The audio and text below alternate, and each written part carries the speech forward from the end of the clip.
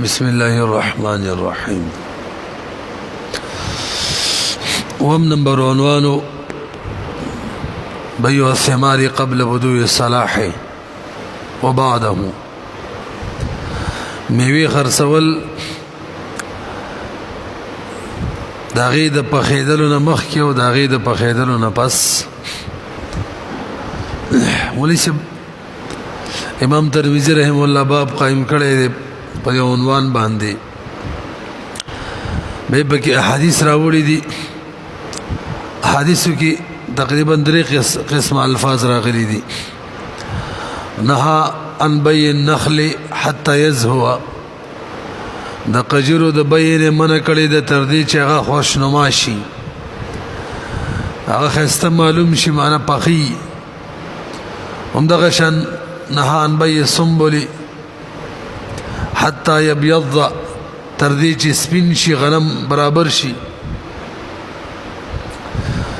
او بل نهى عن بيع الثمرة حتى يبدو صلاحها، منع کړي د تر دې چې داغي صلاحیت ظاهر شي، معنا پخی شي. امام شافعی رحم الله ته د درې وړو قسم الفاظونو استدلال دا کړی دی چې ترڅو میوه پخی شوی نه تر هغه خرڅول نه شي. موږ احناف وایو هم د دې درې وړو حدیثونو امام صاحب رحم الله استدلال کړی دی چې مقصد دا دی چې کله میوه د آفات نه بچ شولې، محفوظ شولې،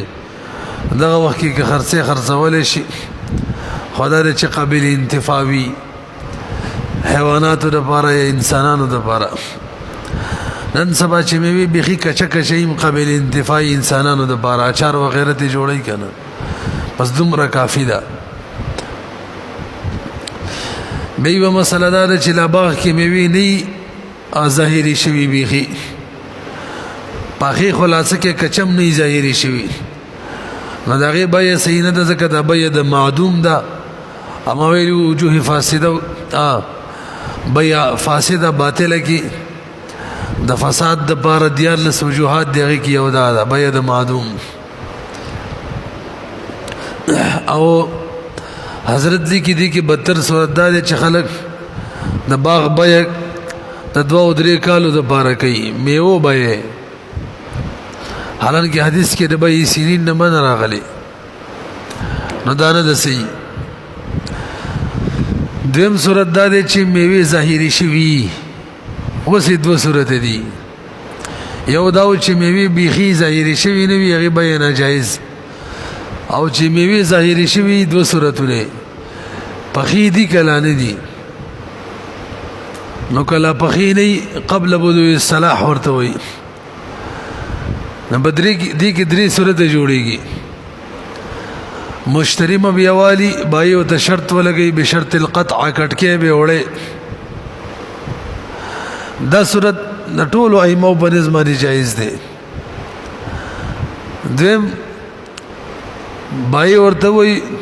مشتری ورته وي مطلقاً شرط پریدي، دا ور سره مرګره کوي. دا شرط ونه لګي چې کټکوم به، ونه دا شرط ولګي چې په پټي کې بوټو کې بنا میوي وي. دا زمونږ د زمونږ د امام حنیفه رحم الله په نظم باندې جایز دی. ائمه ثلاثه دي ته جایز نه وي مطلقاً شرط. او دریم صورت به شرط ترک، په خېدو پورې به دا میوي په دې بوټو کې وي، دې ته 3 وړ امامان جایز نه وي. بهرحال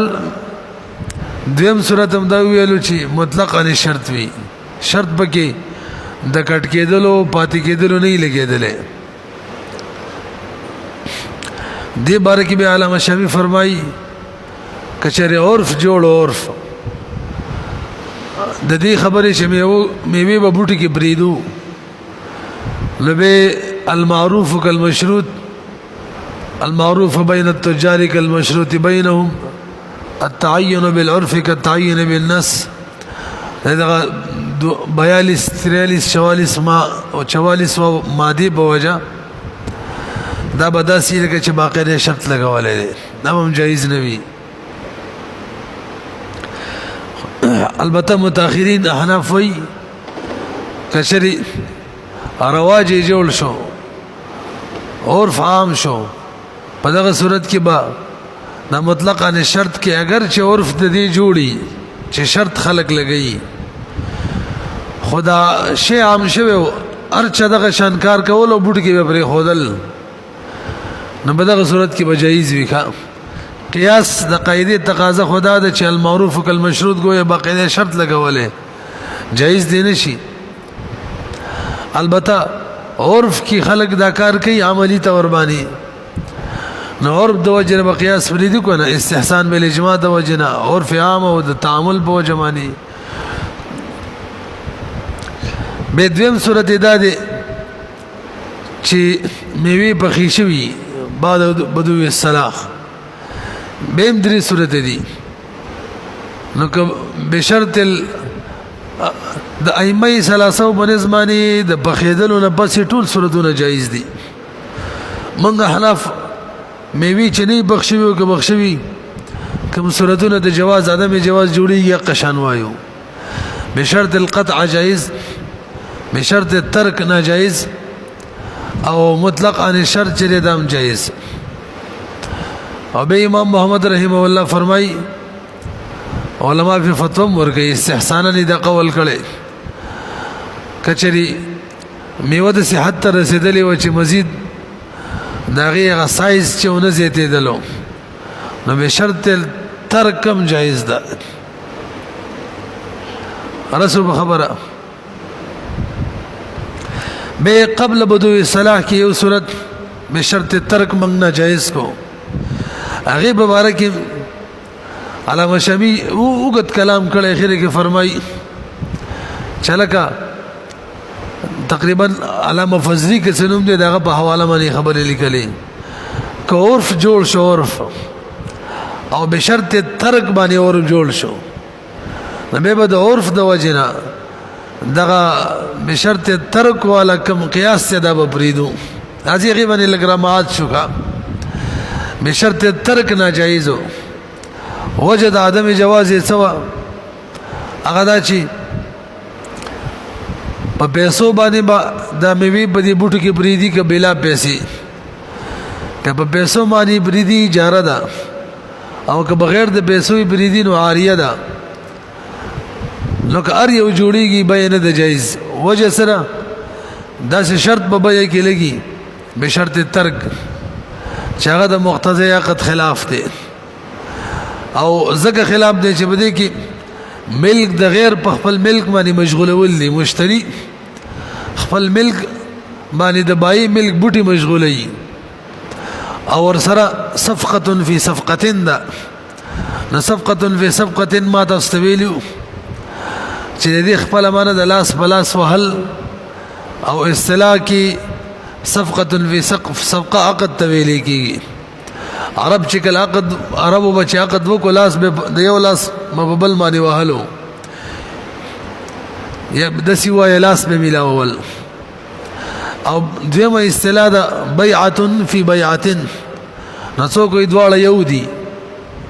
خو سیدا چې بیعه فی بیعه خاصه په بیعه کې بیعه کول او صفقه فی صفقه عامه په بیعه کې بیعه کول تم شامل ده په بیعه کې اجاره د بیعه کې عاریه ټولو ته شامل ده بیعه فی بیعه د دې مثال بدای زبدي جانزیب ته امتحان دا کتاب در خرڅوم به شرط چې ته د خپل موبایل به ما را خرڅه نو صفقه فی صفقه مشوله د دې بل نوم دی بیعتین فی بیعه صفقتین فی صفقه او چې صفقه فی صفقه وی او بیعه فی بیعه نوی دغه مثال جانزیب ته متا دا کتاب در خرڅوم به شرط چستا کور کې بځیو مش پکړی اوسېګم یا به دغه کور مالا عاریتن یو مش له اوسېدو لراکه وغیرہ دلته بابای کې اجاره ده بابای کې عاریه ده لند دا زمنګ بدی مسله کې چې به شرط ترک وی کدا میوي په پیسو باندې په بوټو کې بریدي نو بيع صفقه فی صفقه ونه ده اجاره فی بیعه اجاره په بای کې رااله او که بلا پیسې بریدي نو به عاریه فی بیات صفقه فی صفقه بهر حل شولا دا جایز نه ده. البته غو د لیکلي دي کچري عرف عام بدی معنی جوړ شي چې خلق میوي اخلي او بدی شرط هم بګ لګی چی میش دو بوري په خېدو بوري با دا میوي بدی بوټي کی وی عرف جوړ شي به مفزیل المنازعه نه جوړیږي لنجې دنه جوړیږي بس به جایز ده. به ائمه ثلاثه اعتراض کوي چې حدیث کې هم نه راغلي ده نه ان بي النخل دغه شان ان بي سنبل من راغلي ده قبل بدو الصلاح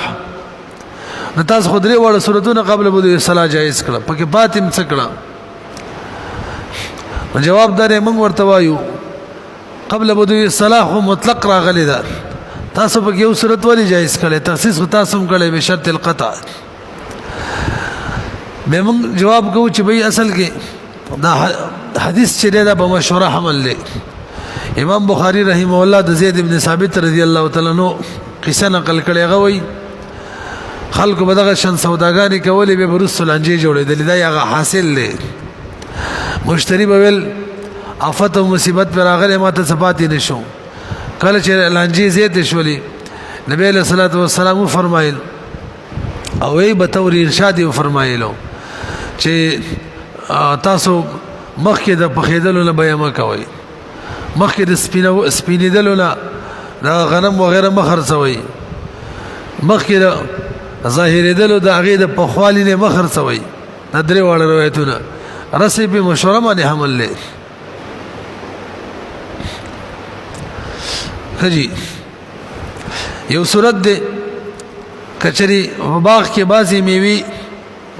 هغه پخې شوي دسی به وایو او بازي لانی بازي میوي شوي بازي نه شوي د دې بیا به څنګه نو د دې دوه صورت دي یو صرف کې میوي چې شوي دا غي بیا کې د نورونه کې نو دا نه د جایز کا خلط به راځي پته به نه لګي او یو دا چې بس مطلق د موجوده او آینده کې چې کوم کېږي د ټولو وکی نو د قیاس موافق دا به د معدوم بکرا لدانه د صحیح علماء فرمایي دم جایز ده استحسانا وجدا د چې د معدوم په زمن د موجود کی دا د شي لکه موجود به جایز شي کا راضي ولا ومن باع سمة لم يبدو صلاحها او قد بدا جاز البيع ووجب على المشتري قطعها في الحال بكتكي تفريغا لمالك البائع فهذا اذا اشتراها مطلقا او بشرط القطع دا خبر لیکل ده او به تعبیر پکې شوی کني شوی په خزا ونه کې د نر ونی څنګه لګیدلی کني لګیدلی ټول دغه یو حکم دی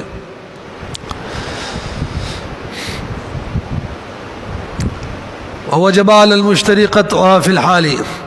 فإن شرط تركها على النخل فسد البيع بيع فاسد ده خو بهرحال کچری په بوټو کې میوي پری دي دوه صورتې جوړیږي که په اجازه ده بای پری دي د سیوایا کچری په بوټو کې میوي پری دي او بای ته باقاعده پیسې اخلي ادا نه د صحیحه دا اجاره نه د صحیح اجاره باقی مخکې دی یو لک روپو میوي وي وس دواله کو جوړ شولې بده میش دوه کې نو دا ټوله میوي د مشتری د بار صحیح دی او کوم غټه ولو کې ټوله غټه مر حلال ده صدقه به نه دی لازمي وجه سره وجه دا چې دلته د اجاره وکړه دا بوټي په اجاره باندې ورکړه مشتری ته او دا اجاره صحیح نه ده ولې نه ده یو د حاجت نشته دویم عرف نشته اجاره خو جایز وي چې عرفي لأن الاجاره باطله لعدم التعارف والحاجه صاحب د هدايه وي د چې اجاره ختم شوله اجاره کې خو اجازه هم موجودو چې وزه زما په دې بوټو کې د استامي وی دا اجازه لا باقی پاتې ده اجاره کا باطله اجازه شته به موږ اعتراض هم نقل کړو حاشیه د هدايه نه چې بھئی اجازه خو په ضمن د اجاره کې ده اجاره چې باطل شول بکار دا د اجازه تم باطل شي ځکه مونږه 51 ماده کې ویلي دا بطل شیو بطل ما فی ضمنه نو جواب دار مولوی سے بلته بطل فساد مراد دی یو شی فاسد شي عدل ته اجاره باطل ده باطل به حکم د معدوم کی گویا چې سره اجاره ونه ډاری کی اجازه شوی دی عام فصل کی کچری تب ان شاء الله مزارات کې وایو فصل چا واخستلو او به بای ته ویل لازم کری بکری راکا یو میش دو پورې دا فصل وشي برابر شي هغه جایز ده ځکه زمکه بکری ورکول دی عرفم دی کې حاجت مرته دی البته زمنګ فتاو د لیکلي بده می هو کی چې بوټي دی په اجاره نه نیسی پر زمکه دی په اجاره دی ونیسی میو مسله کې نه چې یاره باندې زمکه ونی ولا غو میوه په خېشي وو دی بل لبا مالک لبا زمکه کریم ملاو شي حجدا بس ختم شوخه حضرت ذکر تکمیله د فتح الملهم کی پجیل نمبر 1 کی په 395 صفحه باندې کا مخکې راځي جی شرح مجلد کی 96 نمبر صفحه کې دی اتم نمبر عنوان البیع والاستثناء تاسو یو قاعده ذهن کې کېنه وای چې کوم شي استقلالا بيع صحیح وي دسی به وایو په کوم شي باندې چې استقلالا عقد صحیح دغه استثناء هم صحیح او د کوم شي چې مستقلا بيع نه صحیح هغه د عقد نه مستثنا کول هم نه صحیح دا الفاظ عام وایي د کوم شي چې په کوم شي باندې چې مستقلا عقد صحیح نو هغه به د عقد نه مستثنا کول هم صحیح دي او کوم شي باندې چې مستقلا عقد نه صحیح عقد نه مستثنا کول دغه په خېټه کې بچي دي مستقلا نه به صحیح نه ده نو غادر خرڅومه بچي نه استثناء نه دي صحیح او سره خاصه بچي دي بار شوي دي مستقلا نه به صحیح دي استثناء هم صحیح ده اندازان زین کې کېنه وای صاحب د قدرت مسله بیانې یو سلام میوي خرڅ کی او به بکی مثلا یو لسرتلا پنځرتلا مستثنا کی چالکا جاذبه بتامانی دا د قجرو ډیره در خرڅوما خودورتلا درېرتلا پنځرتلا نه جائز ده کنه صاحب د قدرت وینه ده جائز ولا يجوز ان يبيع ثمره ويستثنى منها ارتالا معلومه وجسرا دا کوم رتل چې تراوباسي د دینه پس با صدر کلام کې مستثنا منه کې مبيع څومره پاتې شي خو مجهوله شول او مبيع چې مجهوله بیانې سي نرسبي ولأن الباقي بعد استثناء المعلوم مجهول ها دا ټول باغ در خرڅومه د غيو بوټي نه دا صحیح ده ځکه بقيه باغ شری دا معلوم دي البته دا روایت چې امام حسن کړي د امام صاحب رحم الله نه دا قول امام طحاوی رحم الله دی هر چې ظاهر روایت دی هغه دا چې دا به جایز ده چې دا ډېرې د قجر در خرڅومه پنځر اتلنه وجه سلام ولې لأن المبيع معلوم بالإشارة وجه دا چې مبيع په اشاره معلومه شولا او مستثنا په عبارت معلوم شو مبيع په نرسه خبر اشاره باندې دا مبيع ده او مستثنا چې دا په عبارت باندې معلوم شو موږ ویلو معقود علیه معلومول ضروری دي که په کلام سره عبارت سره او کاغه په اشاره سره بس کارو شنو صاحب ده هدايه فرمای قال هذا روايه الحسن وهو قول الطحاوي اما على ظاهر الروايه ينبغي ان يجوز اغا اصل ذکر کړي واور کنه لان الاصل ان ما يجوز ايراد العقد عليه بانفراده اصل دا هر غشي چې جایز وي چې عقد پاغه معنی وارد شي ځان له بزان له مستقلا يجوز استثناؤه من العقد عقد استثناء سيدا وبيع قفيز من صبرة جائز فكذا استثناء جائز ده ده هدايه کې دي تاسو خبره پوه شولې نهم عنوان بيع المستور في غلافه الخلقي اغا مبيع چې هغه پټي په خپل خلقي غلاف کې لکه غنم په وګو کې او دا جوارو وګي چې دا په خپل هغه خوشکولای کې خوشکولای وته څه وته وي خوشکولای وته وي دا شرشم په خپل هغه وګو کې هدي به جایز ده کنه دا موږ احناف وې دې به جایز ده ويجوز بيع الحنطة في سنبلها والباقلي في قشرها دغشان پلیشو او دغشان د باقلی کلول وغیرہ شو ټول جایز دي اوریجی شرشم وهذا اذا باعوا بخلاف جنسه اما بجنسه فلا يجوز البته کچری جنس په جنس باندې کې به نه ده جایز الګه دغه وګي د غنمو تواله او د ازماغه تواله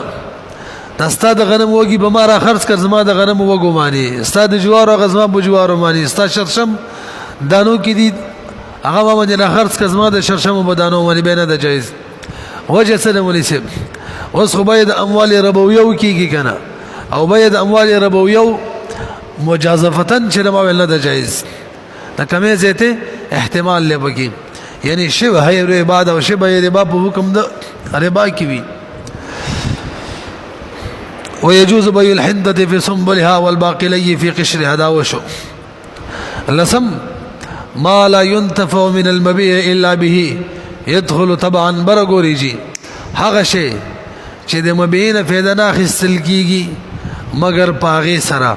نو د مبيع په بای کې هغه هم داخل وي دا یو عنوان شنو مسله به ذکر کړي کڅو کور خرڅ کی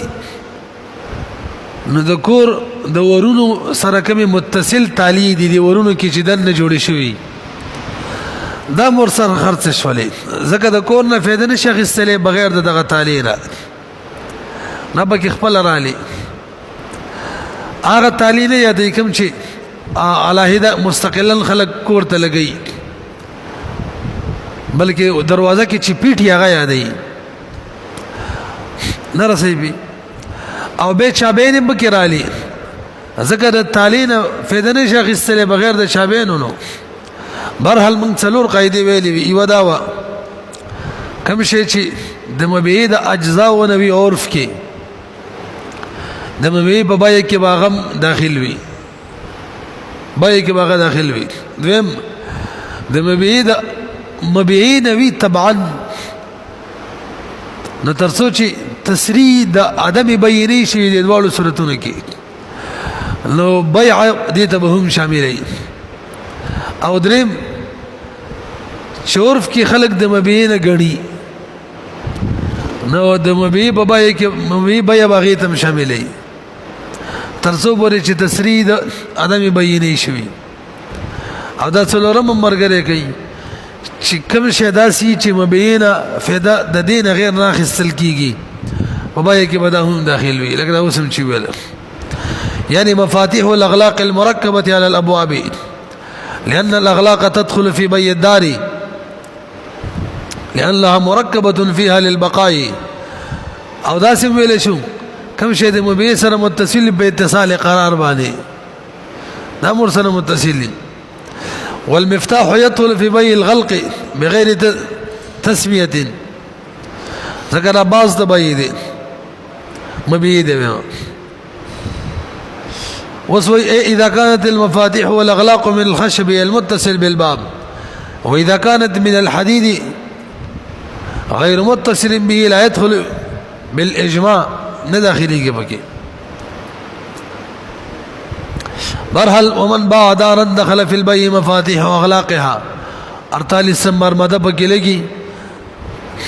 من ملك شيئا ملك ما هو من ضروراته حضرت فقه البيوع کی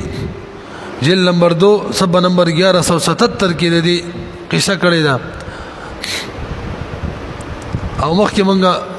مخکې درس کې دا قصې مونږ کړې وې قاعده ویلې وې یو لسم من يتحمل اجرة الكيل والوزن پخوا به داسې وه چا به یو شی خرڅولو نو هر چا سره به تله نه وه نو خاص خلک به هغو به وزن ساتلو نه په پیسو باندې به وزن کولو لکه نن سبا د غټ ټرکونه چې دي که نه د دې وزن په پیسو باندې کېږي خلکو کانټې لګولي دي پرایوټ نو هغه ورله وزن کوي پیسې تېلي پخوا به د وړوکو وړوکو شیانو کې هم داسې وه معلومیږي چې داسې وخت به راشي دا به مرچه خپلې لګولي پرایوټ د کرۍ والا به نه میلاویږي دغه شان کیل چې دی کیل چې یو خاص لوښی په هغې باندې سړی اشیا کیل کوي دا به مرچا سره نه و نو د چا بچیو یا به هغه عمل کولو کیل کولو به یا خو به لوښې به کرۍ ورکولو یا به د عمل کولو د عمل د دې به اجرت اخیستلو اوس سوال دا دی چې د کیال او د ناقد الثمن اجرت به بچا مانی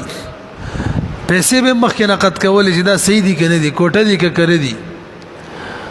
نه رسوي پې لکه نن سبا خلک ګوري چې لکه دا پیسې نقلي دي که اصلي دي د دې اجرت به مو دا به بچی صاحب د قدرۍ وي د کیال اجرت او د ناقد الثمن اجرت دا به بایې باندې وي او د پیسو د تللو اجرت چې دا به مشتری مانی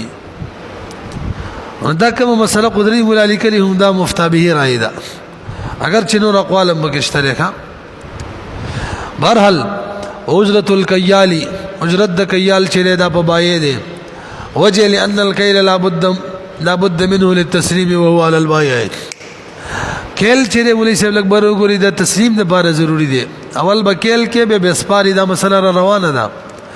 نسپارل په بای دي نسپارل لمخ کې شه د سپارل سره لازم شي چې دی کیل ام په بای معنی شو دا شان وزن ولكن الثمن على البای ورپسې وی هذا اذا باعه مكايله الکه دا الچ کیلن وزنن بای کوي ک اٹکل بای کوي هغه کې مشتری ځان د بار طریقه نه نو مشتری ته وینو اجرت بتا معنی دی به واما ناقد الثمن فذكر الشيخ ان اجرته على البائع د ثمن لقد کول اجرت شیخ وي ببایع معنی دی او دا په حقیقت کې هو روایت ابن رستم المحمد رحمه الله لان النقد يكون بعد التسليم ذکر نقد کلی نقد خلق کله کوي چې پیسې بای ته وسپارل شي به غوغې بس ګوري دا ځان د بار لګي دی ګوري نو راجح رايندار چې دا به بای معنی ده او څوک یې نه په مشتری ته ځکه مشتری لازم نه چې هغه ته صحیح پیسې وسپاري هغه به نقد کوي خجی برحال اختلاف بکې دی بازي وي په مشتری ده خدای اختلاف په صورت کې دی چې قبل القبضه نقد کوي بای له قبضه ورکړه غینه بس نقد کوي وي خو بای معنی دی اجرت وازن الثمن على المشتري وبه يفتى قول الراجح كدي لأنه هو المحتاج إلى تسليم الثمن إلى البائع وبالوزن يتحقق تسليمه بار نمبر عنوان أخيره من يدفع العوض أولا الک ایواز به اول څوک ور کوي ما ته لګ متوجه شي که مطلق بیا وا یعنی یو سړي سامان خرڅولو په پیسو باندې نو په دغه صورت کې به کدوا اول مسله ذهن کې کېږي ته ودرې کومه موږ توجه سي خرابې خو یې غر کړی ته به یو لس بجو دې کېږي بس کیسه به کوي سمول بای مبیا ور کوي مشتری سمن ور کوي نو که سلانجه منجنه وا کاول مشتری پیسې ورکړي څه خبره نشته نه کاول بای مبیا ورکړم څه خبره نشته خو کلانجه به راتله یو ول تبا ول راکې بل ول تبا راکې نو دې صورت کې به حکم نه دی توجه جی کچریا مبیا وا بیا مطلق چې ورته ویل کېږي په پیسو باندې سامان اخیستل نو په دغه صورت کې به مشتری ته ویل شي لکه پیسې ولته ورکا وجه دا چې مبیا په اشاره سره متعین کیږي قبضه پکې معتبر وي چې لکه مشتری دغه مبیا به درمانه در خرڅ کړله په 1000 روپۍ باندې نه ور مشتری قبضه رااله اوس مشتری له بکار د چې قبضه بایل امر کی نه ته چې لکه بایم قبضه رااله کنه مشتری ته نوٹ نیولې کنه د دې جواب دار بای قبضه نه دراغلی او وجدار چې په تعین سره متعین کیږي نه نو مساوات پکار دی مساوات طریقه دا چې دواړه د متعین شي د دواړو د قبضه راشي نو مشتری باول سمن ورکی سمن چې کله بای ته ملاو شو وس متعین شو اوس قبضه شو او مبيع وته لړي قبضه کې ورکړي ځکه اشاره وته کړي دا کافی ده خجی برحال چې کله مشتری پیسې وسپارلې به بای ته وي ته مبيع وسپارل او کبه مقایضه وا سامان په سامان بیاوا به خواري او مبيع ده نو دغه صورت کې به حکم دی یو ظلمانی تاسو وسپاري کبه صرف پیسو بیا په پیسو مانی نو ولته حکم دار چې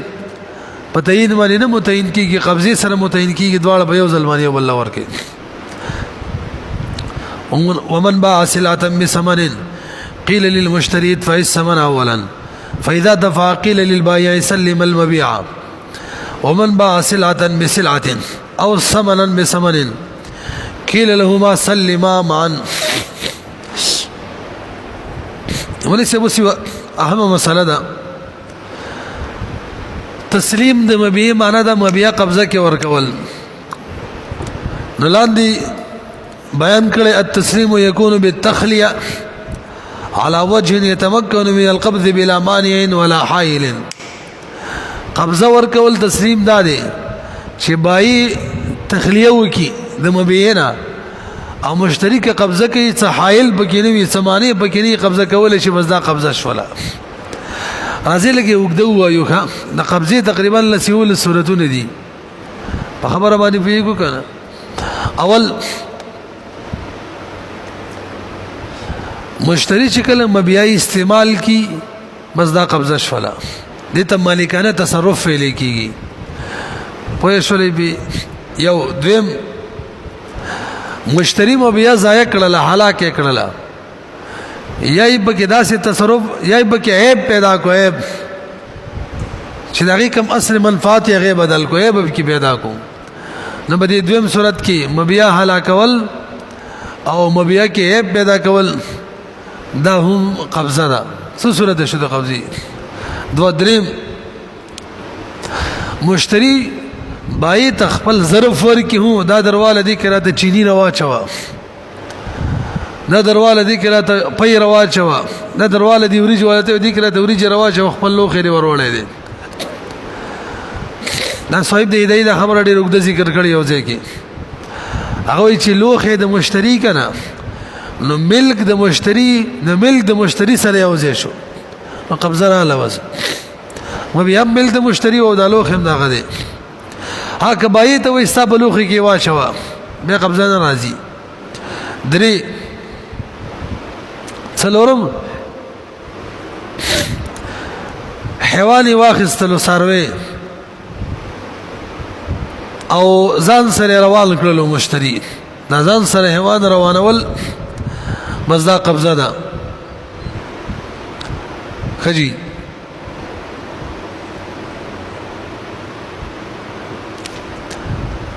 پنځم دا حکم د گاړو نه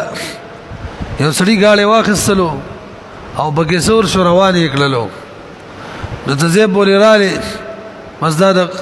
مشتری د بار قبضه شوله دا ځکه وایو چې موږ قاعده ویلې د قاعده چې کله د بای په قبضه کې مبيع هلاک شي بای ختميږي تواني د بای دې کسمني وصول کړي واپس به ورکی او کله مشتری په قبضه کې مبيع هلاک شي بای تام شولا کوم سمري کې ورکړي خو د بای شو کوي ور به کې وتا په خبره باندې پیږي کنه دا دې لپاره د قبضو بیان کوو پنځم د مشتری وکیل چې په مبيع باندې قبضه وکي شپږم مشتری مبيع چاته په تحفه کې ورکړل هدیه چوته مو وایو چاته مبيع قرض ورکړل چاته مبيع صدقه کړل چا سره مبيع په رهن کې خودلا یی چاته مبیا عاریتن ورکړه په دې ټولو صورتونو کې دا قبضه ده هدیه کړه او قرض ورکړه صدقه کړه رهن کې خدلا عاریتن ورکړه ټول څه دي دا قبضه دي وم دا افعال بای وکړه په امر د مشتری باندې مشتری وته بلانکی قرض کې ورکا هدیه کې ورکا صدقه کې ورکا رهن کې ور سره کېدا عاریتن بلانکی ورکا یا مشتری بای ته ویل لازمه بیا بلانکی له اجاره باندې ورکا یا بلانکی سره په امانت کې کېدا د ټولو کې د مشتری قبضه رااله څو شو وشو کنه اتم د مشتری په حکم باندې بای دا سامان چې مبیا دای د مشتری کور ته ولېګل ویوړله د مشتری په حکم پزاو قبضه شول کور کې وته کې خدله کمزې وته یاد کړي ولته کې خدله دا ګودام دی ویوړله بس قصه ختمه نه هم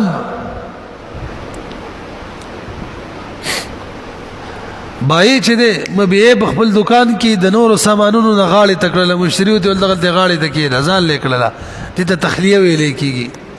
پزام قبضه شولا برحال نغه وطنه صورتونه د قبضي او دا ځکه به جندل ضروری دي چې نن سبا انلاین بیع ډیری کیږي انلاین کاروبار او باغې کې غټ نقصان عام ته وردای چې مبیا باندې قبضه نه شي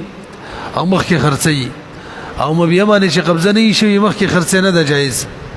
نو وس قبضه وایسته دا به جندل ضروری وکا اصل کې قبضه مقصد دار صاحب د هدايه وای قبضه دې ته ویل کیږي چې مشتری ته په تصرف باندې قدرت ملاوي شي نمبر ټول صورتونو کې دا باقاعده قبضه څه کوي چې یا خو یې تصرف کول یا په تصرف قدرت ملاوي شوی رسې خبره مانی